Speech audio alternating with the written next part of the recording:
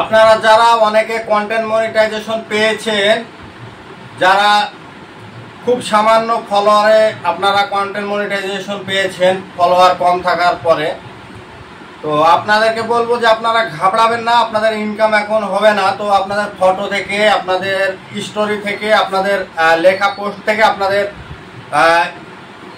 1 Saint 2 Saint করে income জমতে থাকবে। তো আপনারা এভাবেই আপনারা দেখা যাচ্ছে মাসে মোটামুটি আপনারা $1 ইনকাম করতে পারবেন। তো আপনারা এখন রিলস থেকে ইনকাম সেইভাবে পাবেন না, তবে যাদের অ্যাড চালু হয়ে গেছে আপনাদের ভিডিওতে, যাদের সেক্ষেত্রে আপনাদের অ্যাডস চালু হওয়ার ফলে আপনারা কিছুটা হয়তো ওখান থেকে 1 সেন্ট 2 সেন্ট ইনকাম পেতে পারেন। তো আপনারা কেউ মন খারাপ করবেন না, কাজ চালিয়ে যান। আর আপনাদের মূল লক্ষ্য থাকবে যে আপনাদেরকে ফলোয়ার বাড়াতে হবে, আর আপনাদের ভিডিওর কোয়ালিটি ভালো করতে হবে, আর পাওয়ারফুল ভিডিও বানাতে হবে, যাতে মানুষ আকৃষ্ট হয় আপনাকে দেখে, তারা কোনো কিছু ভালো কিছু শিখতে পারে, মানে তাদের উপকারে লাগে। তো এগুলো আপনারা কাজে লাগাবেন। আর আপনারা মিউজিক ব্যবহার করার ক্ষেত্রে যারা কন্টেন্ট মনিটাইজেশন পাননি, তো দেখা যাচ্ছে এখন আপনারা মিউজিক ব্যবহার করছেন, তো সেক্ষেত্রে আপনাদের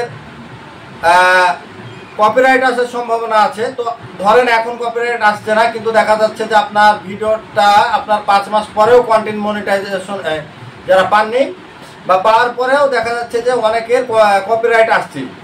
যেমন আমার মিউজিকের ক্ষেত্রে আমার একটা ভিডিওতে কপিরাইট এসেছিল মিউজিক ব্যবহার করার কারণে। তো আমি যেহেতু এখন কন্টেন্ট মনিটাইজেশন পেয়েছি, তো আমার ক্ষেত্রে যেটা হচ্ছে, আমার ফেসবুক আমাকে মিউজিক ব্যবহার করার লাইসেন্স দিয়েছি, তো আমি ব্যবহার করতে পারবো। তো সেক্ষেত্রে মিউজিক ব্যবহার করার ক্ষেত্রে আমার যে ইনকাম আসবে, সেক্ষেত্রে আমার ইনকামের তারা 80% কেটে নেবে আর 20% আমাকে দেবে। তো আপনি যদি এই শর্ত মেনে নেন, সেক্ষেত্রে আপনার রিভিনিউ মিউজিক যেগুলো আছে সেগুলোর ক্ষেত্রে আপনার ওখানে পারমিশন আপনাকে দিতে হবে। আর আপনি যদি চান যে আপনি ইনকাম তাদেরকে দিতে চান, আর আপনি যদি 20% নিতে চান, সেক্ষেত্রে আপনারা পারবেন। সেক্ষেত্রে আপনার কোনো ভয় নেই, আপনারা মিউজিক ব্যবহার করতে পারেন, কোনো সমস্যা নেই, কোনো কপিরাইট থাকবে না, কোনো ইস্যুও থাকবে না, কোনো ভয়ের কিছু নেই। কিন্তু আপনারা ইনকামটা পুরোপুরি পাবেন না। যে মিউজিক কোম্পানিগুলো আছে তারা ওই আপনার ইনকামের দাবিদার, তারা আপনার ইনকামের পার্সেন্টেজ তারা কেটে নেবে, এই হচ্ছে বিষয়।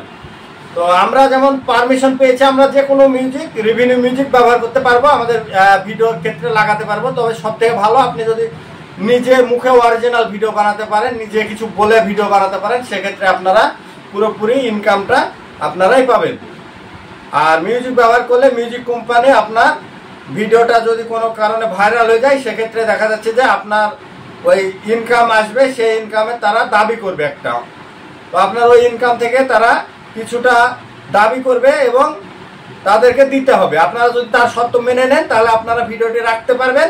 আর যদি তার শর্ত মেনে না নেন, তাকে আপনি দিতে চান না, সেক্ষেত্রে আপনারা কি করতে পারেন, ডিসপোজ করতে পারেন, বা আপনি মানে বলতে পারেন যে না, ভিডিওটা আমার অরিজিনাল। আপনার যদি সেই ক্ষমতা থাকে যে না, আপনার আত্মবিশ্বাস থাকে যে না, ভিডিওটা আপনার 100% আপনার নিজের, সেক্ষেত্রে আপনি ফেসবুকের কাছে আবেদন করতে পারবেন।